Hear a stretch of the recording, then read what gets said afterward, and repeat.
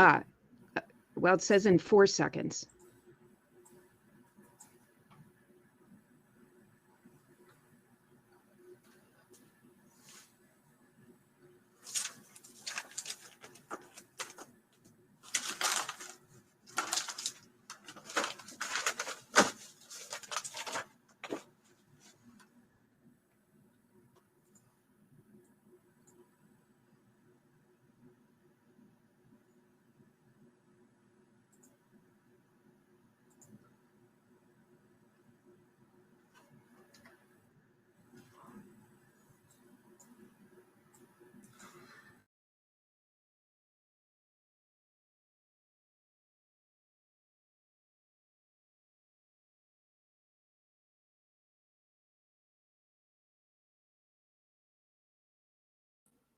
Awesome. Well, thank you so much for the people that are already here. I think we're going to give it a few minutes before we start, just to make sure that people have time to join.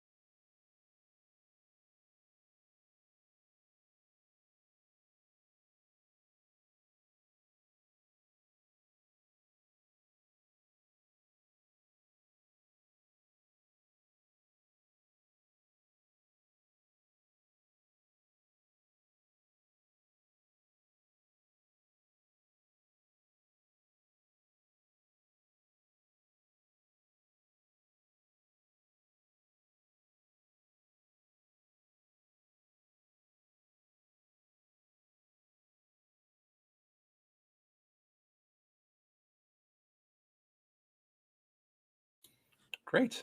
I think we can probably get started. Thank you so much to everyone who's already here. I apologize if you can hear my dog in the background. He's very upset that I put him away. But yes, if you signed up for Preventing Escalation and Pursuing Abolition to Avoid a Civilization-Ending Nuclear Famine, Interfaith Action for Nuclear Disarmament in the Current Nuclear Crisis, then you're in the right place. EAD experience has been going well so far. And we are excited to talk with you all today about kind of our focus area, which is nuclear disarmament, nuclear weapons. But I'm Alan Hester. I'm the legislative representative for nuclear disarmament and Pentagon spending at Friends Committee on National Legislation. And I'll pass it to my colleague, Danny, to introduce himself. Hi, everyone. My name is Danny Hall. I'm the Public Affairs Director for Soka Gakkai International USA, or SGI USA. It's a Buddhist organization, and I'm based out of our office in Washington, D.C.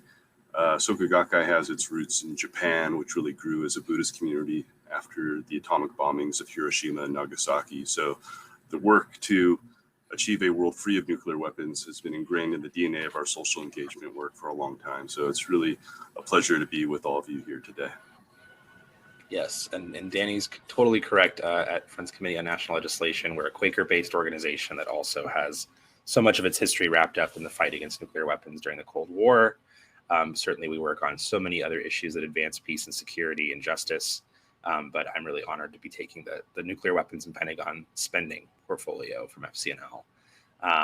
But today, I think what I'm going to be doing is giving a brief overview of some of the current nuclear escalation risks and the political dynamics surrounding our work on nuclear weapons policy and nuclear disarmament. And most specifically, I'm going to focus in on how the war in Ukraine has impacted some of that work, just because I think over the last year or so, that has been one of the biggest, I would say, challenges in terms of advancing disarmament. There's so many different things that we could talk about. I thought about how we could spend the entire hour talking about the U.S. relationship with China, Russia, North Korea, all of which I think are facing unique challenges at the moment. But I really wanted to focus on the impact of Ukraine because I think it's been far-reaching on all of foreign policy, not just nuclear weapons. But certainly there's been a very heavy nuclear focus there. But with that, I'll just share my screen really quickly. Okay. Did everyone see that all right? Perfect. Okay, great. So I just kind of wanted to zoom back a little bit from the last year and state that, at the beginning of the Biden administration, there was a lot of hope that President Biden would be able to make significant progress on arms control. And that came from a couple different places. One being that he had strong nuclear weapons reform ideas during his campaign. He had openly supported things like implementing a no first use policy. So the United States would come out and publicly say that the US would not use nuclear weapons first, that they were strictly for a kind of response situation if they were attacked by a nuclear weapon. And he had publicly supported that idea in the campaign. That would have been a huge first step in terms of how we talk about our nuclear weapons to the rest of the world. And then I also, within the first 100 days of his presidency, he extended the New START treaty with Russia.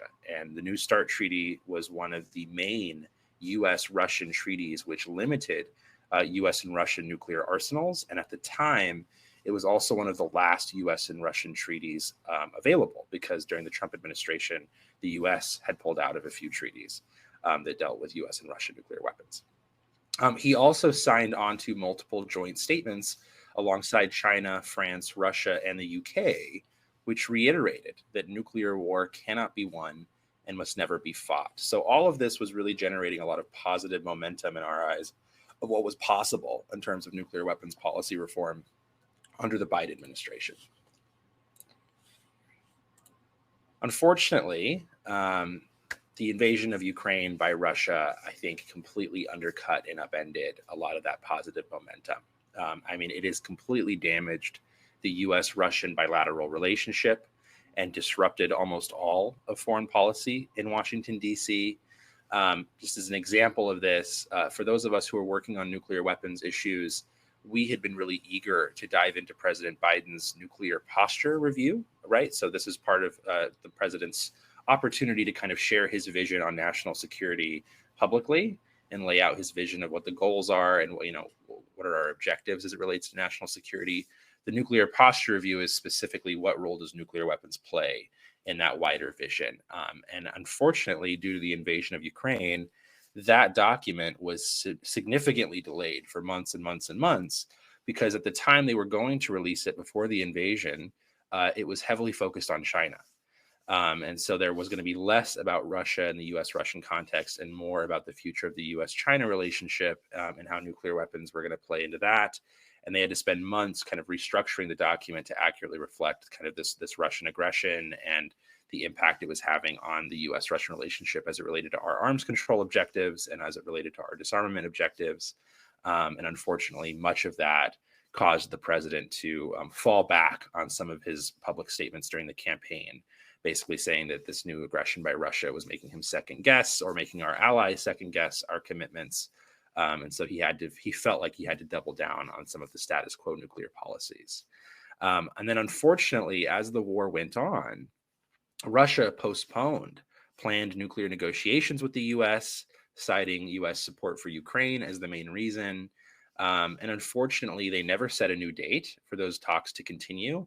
And eventually, Russia independently suspended its participation in the New START treaty. Most immediately, what that would mean is that there's less information sharing happening between the US and Russia as it relates to their nuclear arsenals. And I think long term, what that means is that unless something changes soon, we could find ourselves in a situation in 2026 or sooner when this treaty expires, having the US and Russia have no bilateral agreement around their nuclear weapons. And that opens the door to an unconstrained nuclear arms race between the two countries by 2026 at the latest, if something doesn't change dramatically. So in response to all of this, given that most of these developments have happened over the last year, I wanted to highlight some of the ways that the disarmament community and as well as the interfaith community responded to this development. And I want to give them both credit for working incredibly well together. And FCNL has the privilege to kind of organize jointly some of these groups around these issues. The first thing that happened was that faith leaders really spoke out, and I really look to Pope Francis, I think, as the example of this.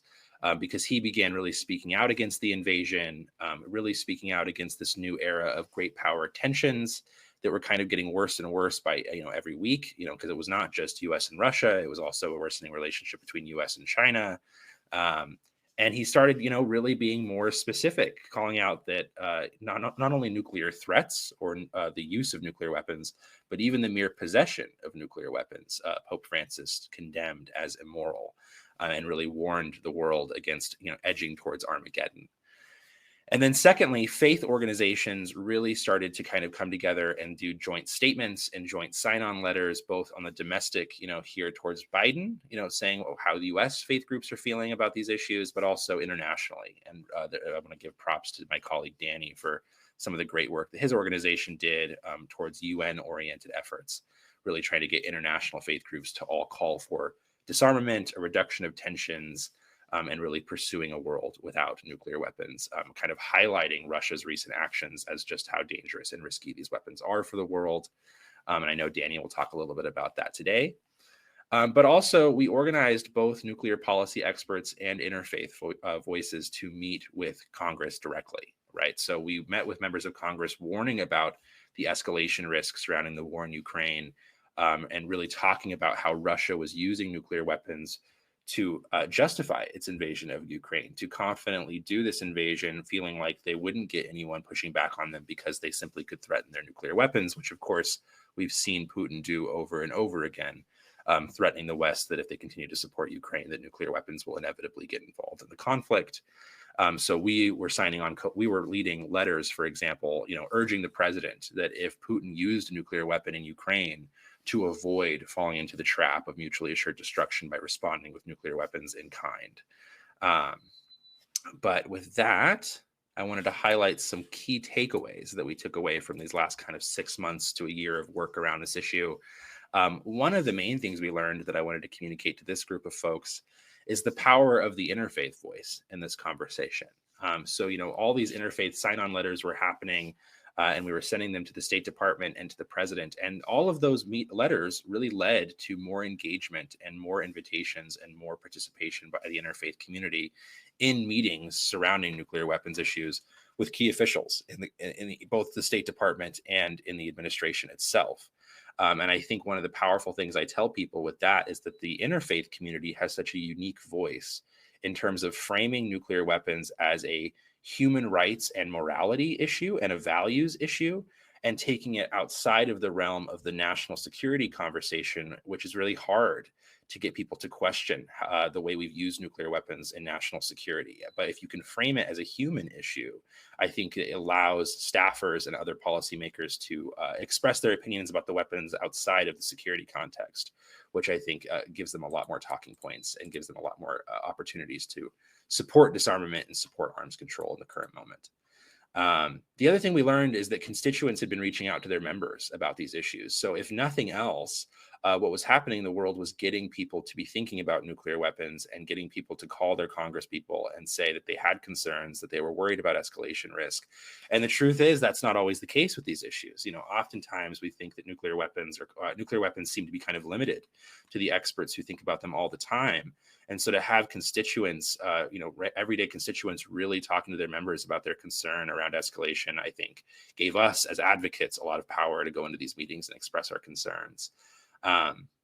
one of the main challenges that arose in these meetings surrounding Ukraine and escalation risk with nuclear weapons is that China kept coming up in these conversations. So as soon as we would finish our talking points about why we're concerned about the war in Ukraine and its escalation risks, the members would and the staff would come back to us and say, well, yes, we're also worried about China as well. It's not just Russia. And I think in the long term, China remains one of the major kind of driving factors in terms of the U.S. foreign policy being a little bit more hawkish. You know, it's one of the driving factors of the U.S. feeling like they need a massive defense spending bill every year. And so while I think Ukraine was an immediate shock to the system, all of the kind of trends that lead to more militarism and more weapons, et cetera, it's really going to fall on accusations that China is an emerging threat to the United States.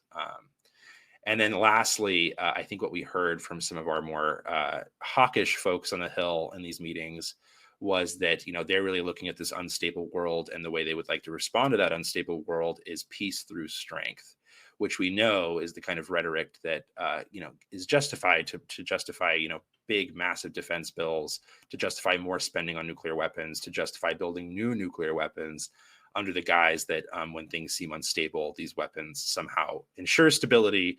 And I know that my colleague Danny will talk about that and push back on a lot of that rhetoric that we saw on the Hill, and has been pushing back on that rhetoric when he's been in the Hill meetings with us. But lastly, I think broadly speaking, without getting too specific into specific bills, et cetera, I think our goals moving forward look like this, right? I think we need to advocate that the nuclear powers lower the temperature and avoid escalation. The world cannot simply be viewed through strategic competition and through arms races, right? There's so many areas of global cooperation where these powers need to work together. And so there needs to be some serious time by all the leaders that have been kind of swept into this strategic competition, that to really like lower the temperature and to really come back to a place where they can begin talking to one another again. Secondly, I think we need to avoid an arms race and pursue negotiations in good faith. So right now you're seeing members of Congress, you know, saying that they would like to see the United States not only modernizing the weapons that it already has, but building new, more exotic weapons like hypersonic missiles, et cetera. You know, basically saying that because Russia and China are doing things that we don't like, that we have to start doing things that add to this kind of spiral of escalation risk. And I think we need to be really focused on pushing back against that rhetoric, and instead encouraging the US setting a good example and setting an example towards disarmament and moving the world away from these weapons. And then lastly, I think strengthening transparency and recommitting to disarmament globally. And I say that to say that, you know, Russia's invasion of Ukraine was a great example of how quickly trust can be broken between the nuclear powers.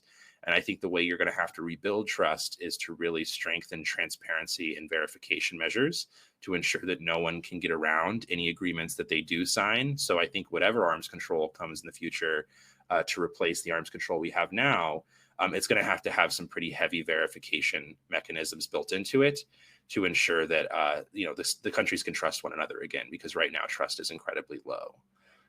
But with that, I'll stop sharing my screen. I really appreciate the opportunity to go over some of this, and I'll look forward to people's questions. But with that, I'll pass it to my colleague, Danny. Great. Thank you so much, Alan. Let me share my screen for a moment.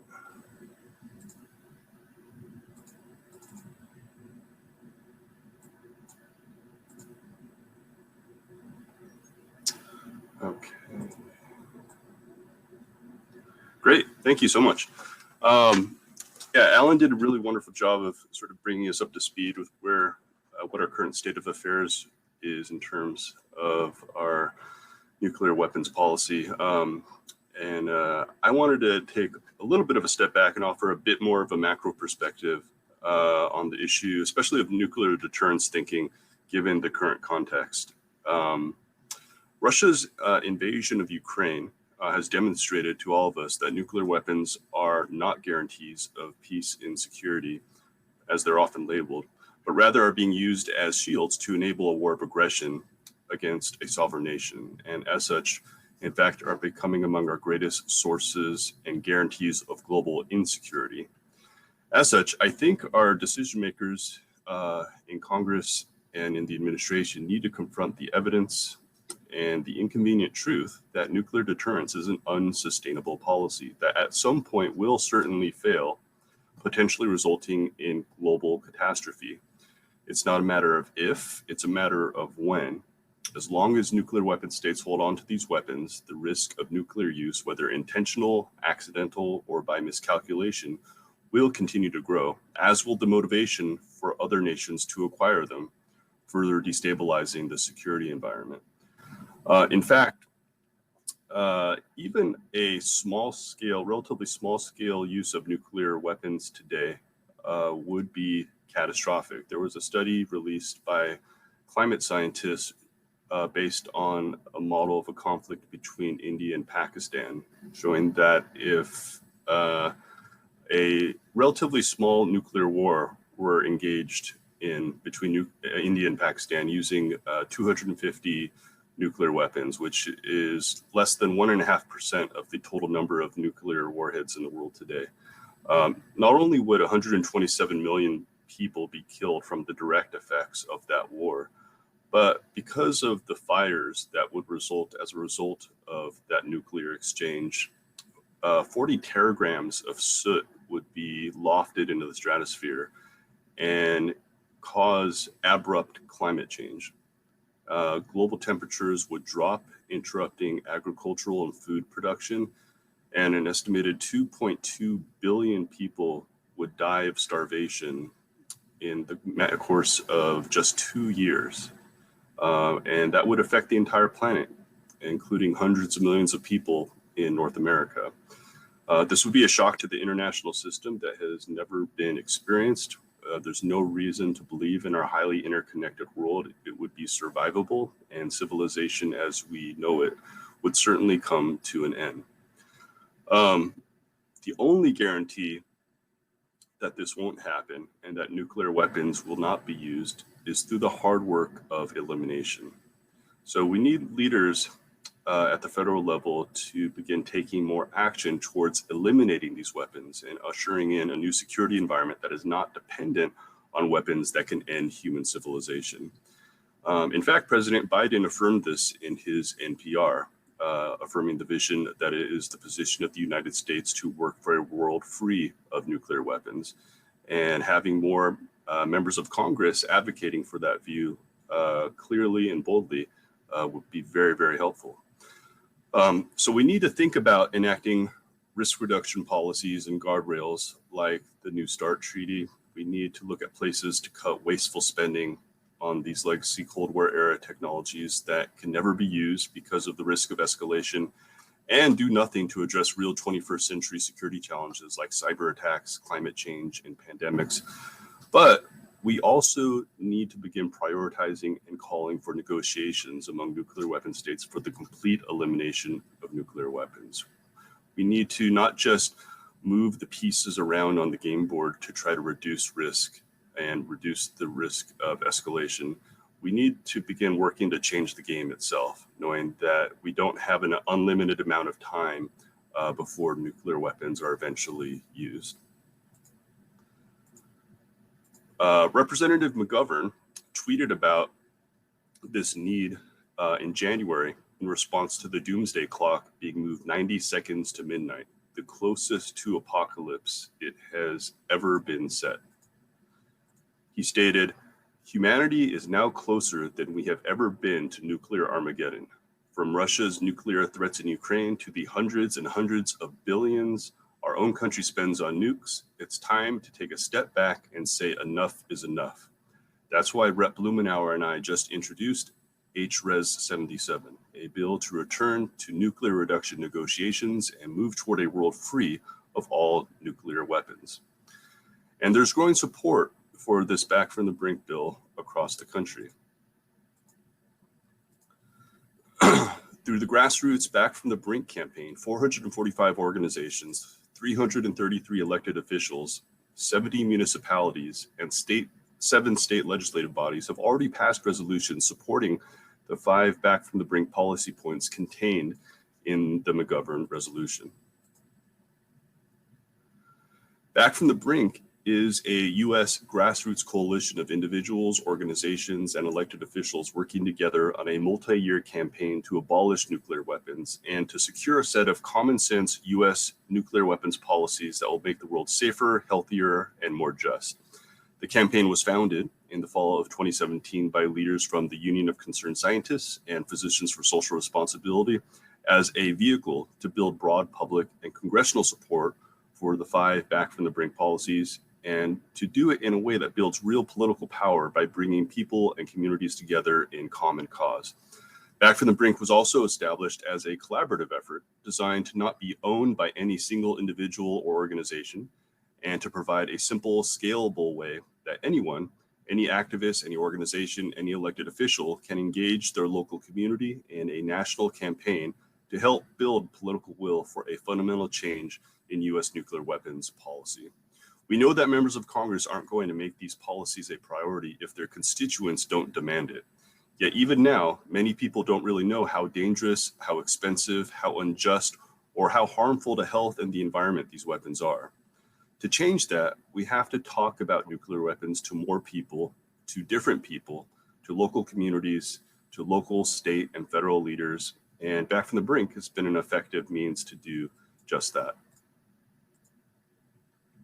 Back from the Brink's fundamental mission is to help achieve the complete elimination of all nuclear weapons by calling on the United States to actively pursue a verifiable agreement among all nuclear armed states to eliminate their nuclear arsenals, to renounce the option of using nuclear weapons first, to end the sole unchecked authority of any president to launch a nuclear attack, to take U.S. nuclear weapons off hair trigger alert, and to cancel the plan to replace the entire U.S. arsenal with enhanced weapons. This is the policy prescription of McGovern's H-Res 77.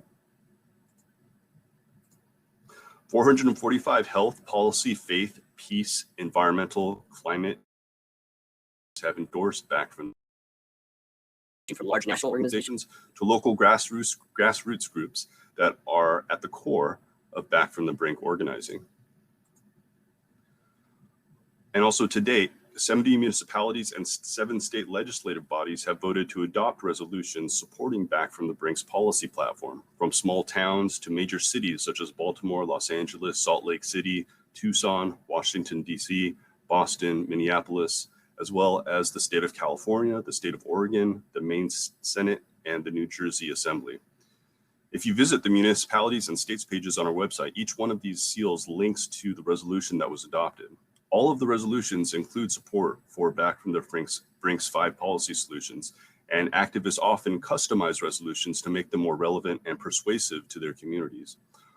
Some also include support for divestment or making the city a nuclear weapons free zone. These resolution efforts are most often led by local community members or organizations, including local chapters of PSR, Veterans for Peace, Pax Christi, American Friends Service Committee. Individuals too have organized in their communities around resolution efforts. One individual, a woman named Sandra Yarn from Seacoast Peace Response, led 5 successful efforts in New Hampshire by herself. Each resolution paves the way for the next, as municipalities can see that they are joining other towns and cities through the country and are part of a larger movement to abolish nuclear weapons and reform U.S. nuclear weapons policy. Back from the Brink has also been endorsed by over 320 local and state elected officials across 41 states who signed an open letter to President Biden and members of Congress last September calling for bold action on nuclear weapons policy. These local and state leaders understand that nuclear weapons are a local issue in the same way that a global pandemic or the climate crisis are global issues, except there's no vaccine and no adaptation strategy that will protect us from nuclear war. The only way to truly do that is to eliminate all nuclear weapons. A letter in support of H-Res 77 endorsed by 154 organizations from across the country representing hundreds of thousands of voters was delivered to all offices in the House of Representatives in March through an effort Back from the Brink. Also, if you go to the Nuke 101 page of the Back from the Brink website at preventnuclearwar.org, you can learn about how Back from the Brink also views nuclear weapons as a manifestation of a deeply unjust system in the US and worldwide, We believe that achieving true human security demands a commitment to confronting and dismantling long-standing racial, social, environmental, and economic injustices that threaten the lives and well-being of so many people. Nuclear weapons policy is also highly undemocratic and an extreme example of how power is consolidated in the hands of a small number of decision makers against the will of humanity. Back from the Brink believes that working to eliminate nuclear weapons must therefore be part of a large, diverse, intersectional global movement for peace and justice and democracy.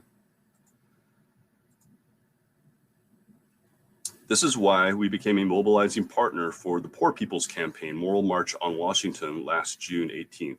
We wanted to add our voices to this powerful call for a transformation in the country and fundamental shifts in how and where our tax dollars are spent away from nuclear weapons and toward community needs.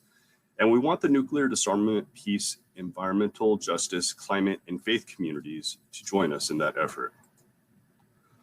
Also, the work of building grassroots public opinion up to a tipping point that will support bold new changes in U.S. nuclear weapons policy that bring about a world without nuclear weapons is dependent on a free civil society in the United States, where individuals and organizations can exercise their constitutional rights to advocate for change. That's why we hosted a virtual roundtable on defending democracy with the League of Conservation Voters Education Fund, Cairo Center for Religions, Rights, and Social Justice, the UCS Center for Science and Democracy, and Georgia Women's Action for New Directions. Also, we want to focus on advancing interfaith dialogue on nuclear abolition. 145 national faith and local faith organizations have endorsed Back from the Brink. And Back from the Brink joined with Archbishop Wester of Santa Fe last September to convene a dialogue about nuclear disarmament with senior leaders from many faiths to talk about how U.S. faith leaders can amplify their voices on the need for a fundamental change in U.S. nuclear weapons policy.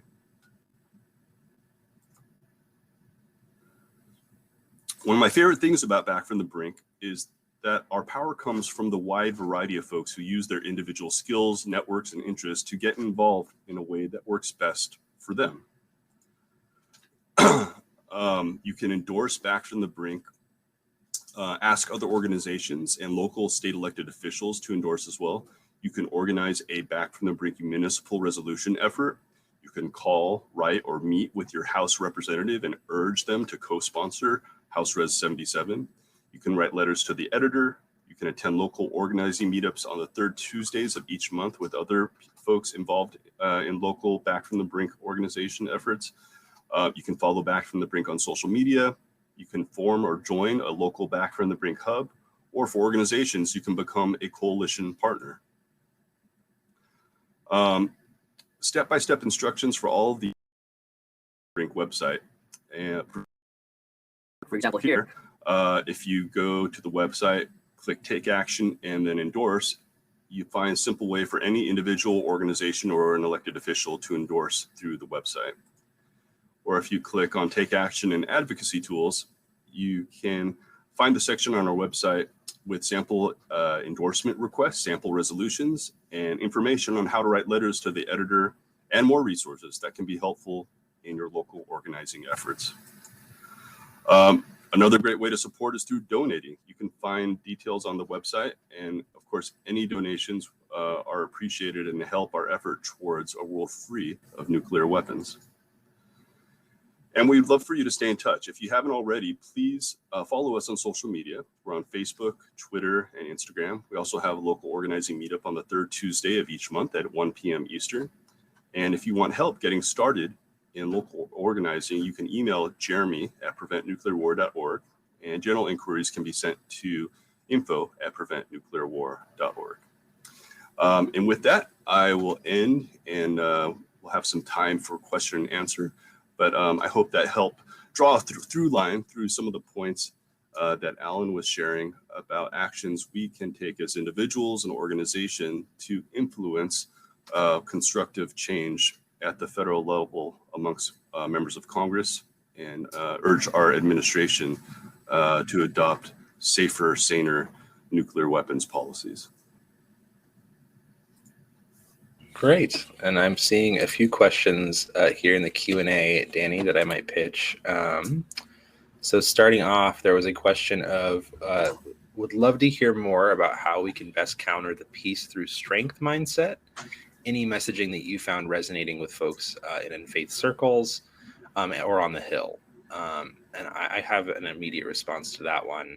And I'm happy to throw it to you, Danny, after this. I think the idea in terms, obviously, I think, the peace and moral argument is great. And I think that it does a great job of getting these issues outside of the realm of strategic competition. However, at least on the Hill, right, you have to kind of come to these members where they are. And if their mind is at strategic competition, you have to find a way to work with that. And so the way I've been working with that is competition cannot be limited to just militarism, right? That's not the only place that competition has to occur if there's serious concern about the United States competing with other countries in the 21st century. So if you want the US to seriously compete on all levels with any country that might be on the rise, in my opinion, we need innovation, right? And so to me, a bigger piece of the conversation around strategic competition needs to be around education. I think any country that wants to be the number one country by any metric in the 21st century needs to heavily invest in its education. Because one of the most powerful parts of US soft power is that people from all over the world came to the United States for generations to pursue an education because we were sold as the country with some of the best education in the world. That is an example of where I think we could strengthen. I think this is one small example of how is the United States telling its story to the world. Right. And if the United States is only selling a story of militarism as a way to respond to any problem or challenge, then I think our adversaries use that to their advantage to craft a story about us that doesn't show us in the best light and that weakens our soft power. And so those are examples of how we need to be more specific of how can the U.S. invest in itself, which then betters its worldview and makes it a more attractive place to come to, and in the long run, I think grows how the world sees the United States. That's just one example of how I've been working with that strategic competition and peace through strength narrative. But I'd be happy to throw it to Danny too to see how he thinks about that as well. Yeah, I think there's a few ways, to look at that in addition to the points that you shared, Alan. If you adopt the view that nuclear deterrence is an unsustainable policy, you come to realize that at some point you need to stop investing in this system that's dependent on mutual self-annihilation and begin ushering in a new system of national and international security that's not dependent on weapons that can end human civilization. It's in nobody's interest to have an inevitable end of human civilization. No country is going to benefit from that scenario. So I think at some point there has to be a consensus built on self-interest that a system based on this model is not going to be sustainable and we need to move in a different direction. I think it's difficult to have that conversation often because a lot of these decisions are made in more short-term contexts. We look at immediate threats and the immediate tools that we have at hand to try to address those threats. And I think too often the case is that there's a mindset that the best and only solution to address security challenges is to throw money at military spending and adopting this sort of uncritical mindset that we have to match every country number by number, weapon system by weapon system in order to be safe and to stay competitive. When in fact, that's not the case. Even as recently as the Obama administration, depended on a report saying that it could probably cut the U.S. arsenal by one strategic deterrent. So even if you believe in deterrence, you have to critically analyze questions about how much we need to continue to invest in these existing systems and whether or not we need to grow them in order to maintain security. Also, a lot of decisions about security policy and military spending are not just based on what's good in terms of security policy. A lot of these decisions are made because of economic interests, because of the vested interests of the military industrial complex and military contractors wanting to maintain their budgets. It's also based on the fact that we have military spending in congressional districts spread throughout this country that makes it politically difficult for members of Congress to cut spending for a lot of these programs, because there's going to be a political price to pay if they make decisions that are going to cost people jobs and financial security. So we need to realize that this isn't always a policy question. This is often a political question that needs to be undone. And I think the more we can hold our elected officials' feet to the fire about those facts and try to provide them with the political space to maneuver so they can offer bold, creative, visionary policies that begin to move nuclear weapons decision-making in a different direction, then we're all going to benefit as a result of it. And I think one of the main vehicles that we have as citizens to do that is to try to generate the political will to move in a different direction. Elected officials have no choice but to pay attention to the power of the vote. And if their constituents are increasingly demanding a change in direction, then their posture can begin to move. They will have the ability to say, look, my constituents are demanding this. I need to start offering some solutions that are not just the status quo. And I think that's where we need to go. So I think it's a complex problem. It's a difficult problem, but it's not an impossible problem. Because it's a political problem, we have the ability to influence political decision-making in a representative democracy. We can organize and we can advocate and we can build political pressure to move decision-making in new directions. And I would encourage everyone to do their part to make that happen, because it's actually in the best interests of all nations to get unstuck from this model of mutually assured destruction that we've been mired in since the Cold War. Yep, totally agree. Yeah, and I'm remembering a quote by Chairman, or I should say Ranking Member Adam Smith on the House Armed Services Committee, saying that if you want to advance nuclear disarmament, you need to get people in the doors of members of Congress saying, as your constituent, and then lay out your reforms. That's the most powerful thing we can do to advance these issues. So the second question that I saw here is, especially in the light of recent Russian threats, how much do you think the U.S. realistically and safely can do unilaterally to move us towards nuclear disarmament? And how much requires buy-in from the beginning by other nuclear powers? And it's a really good question. And the thing that comes to mind is the first and foremost thing, I think, is standing out of the way of other countries wanting to pursue disarmament, right? So like if other countries want to go and pursue things like the Treaty on the Prohibition of Nuclear Weapons, and they're doing so because they believe that signals that they are not interested themselves in acquiring nuclear weapons, I think you need to stand out of the way of that. Unfortunately, I think what we've seen from the United States is pressure on other countries to not support that treaty because, the United States sees other instruments of multilateralism, like the Non-Proliferation Treaty, as something that they prefer to go through in terms of advancing disarmament. But I think at some point, you at least don't want to come off as somebody who's trying to stifle disarmament, right? That's the first step. I think secondly, don't build any new weapons, right? I think one thing that Danny just laid out is that if the military can come out and say that we could cut the arsenal as it is today by a third and still maintain strategic deterrence, then there isn't any justification for building new weapons, right? And if we are constantly trying to match adversaries weapon by weapon system, then how much money are we going to throw at, honestly, a problem that probably is already handled, or deterrence is already maintained by the weapons that exist today, right? That's the second thing. And then I would say, thirdly, all of the positive arms control steps that we wanted to see happen unilaterally, for example, like the U.S. doing a no first use, policy and saying they wouldn't use nuclear weapons first in a conflict. I think now some of those things, unfortunately, due to the invasion of Ukraine and because of the way that certain relationships are going, I think what you do is you make those conditional, right? So you say the United States wants to do no first use, but we want to do it jointly with Russia and China, right? And so can we get a trilateral joint no first use declaration? They've clearly been able to do they've been able to do joint statements in the past that reiterate nuclear war is something they need to avoid, that it is all their responsibilities as nuclear weapon states to avoid that outcome.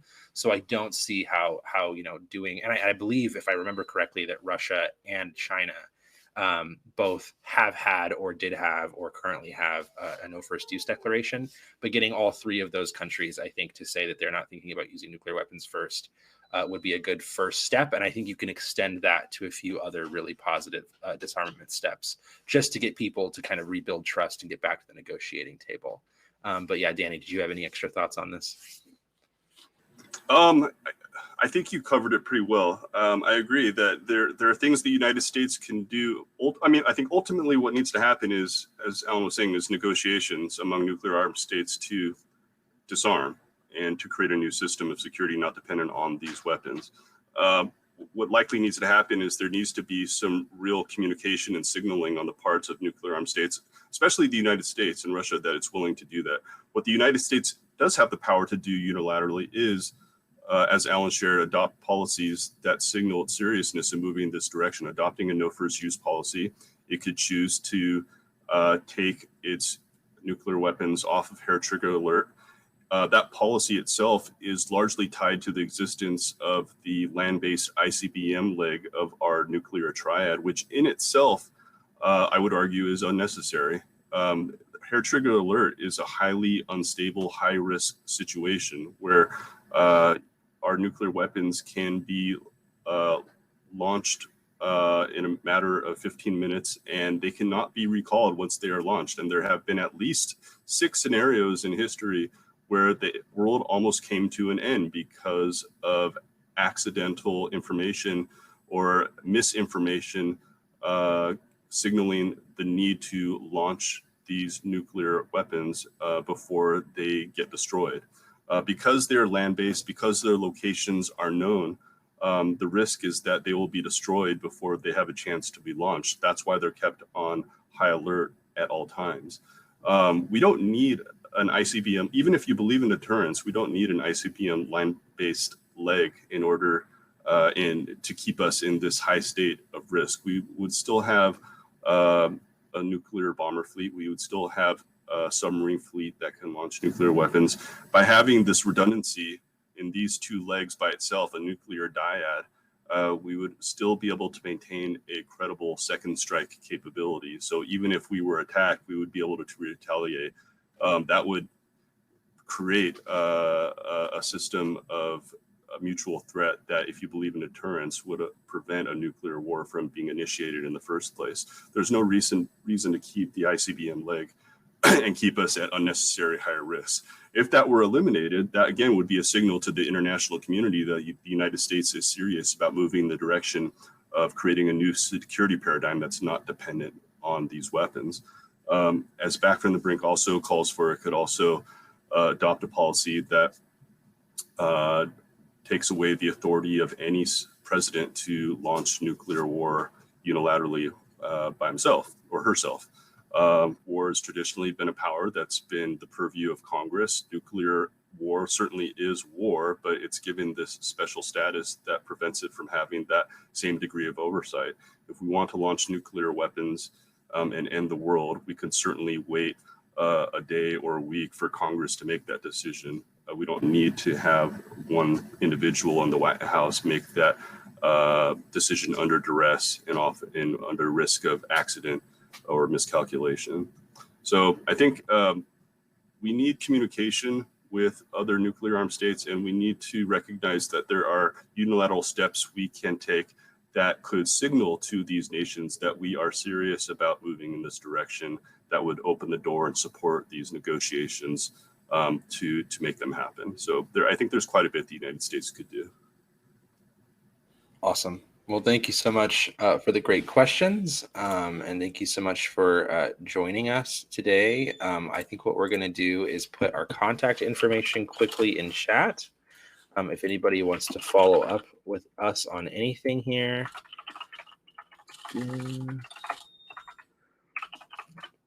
Great. Really appreciate you taking the time to join this workshop. Really great to talk with all of you. If you have any questions, please don't hesitate to reach out. We'd love to plug you into all the ways that we're tackling these issues moving forward. But with that, I think we thank you for staying a couple extra minutes. But I think we'll let you go for your next events. But thank you so much, everybody. Thanks, everyone.